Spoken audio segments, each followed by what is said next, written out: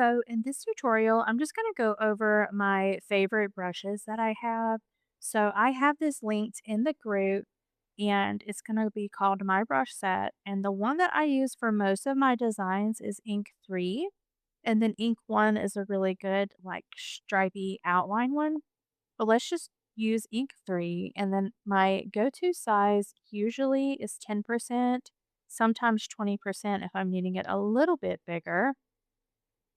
And one way that you can use this is if you stamp something onto the canvas and it is not, let's say you have to do the star and it's smaller and it doesn't look as good with your design, then you can go back into the brushes, you can use that and you can go back over it. So now it's going to match your width.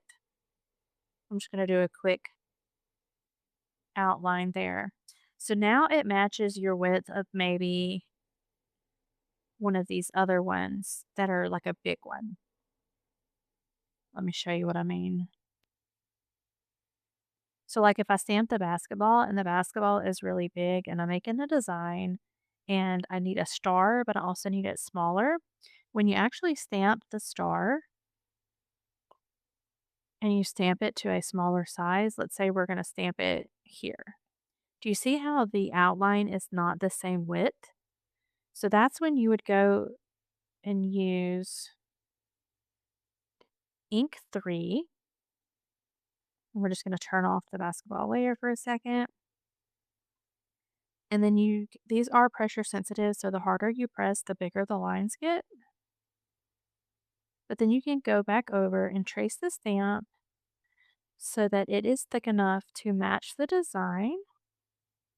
And by doing this, it's also going to make it unique for you guys, right? So that's why I make the stamps the way that I do. I don't want to give you a finished product, but I want to give you as many resources as I can to help you make your finished product quicker. But we don't want everyone to have the same designs.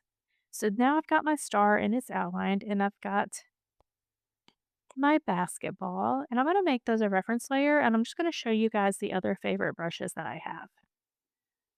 So let's pull in a background reference for the star, and let's pull in a background reference for the basketball. Okay, now I'm going to alpha lock those because I don't want anything to mess this up. I'm going to turn the reference off. So what I like to do is that I go to a clipping mask and let's go orange, drag and drop. Now I have a clipping mask on my basketball, and then I'll do another layer clipping mask and I go to a lighter color. So once I went to a lighter color, I really like the old brush for mine. So I turn it up as much as I can and I start to draw because I love the way that this one textures. And then I'll go to a little bit of a lighter color and I'll go over it again. And then what we actually want to do is we want to go to a darker color. And I like to do this last just because it helps to bring out the design a little bit without making it too dark. And then I'm just going to add a photo, add our glitter, and do a clipping mask. So that's how you can do a finished design using my brush sets and my stamps, to where if you have to edit it to match what your design is going to be and something that you're using as a stamp is smaller, that is how I would go in and fix that. I really hope this helps and I hope you love the brushes.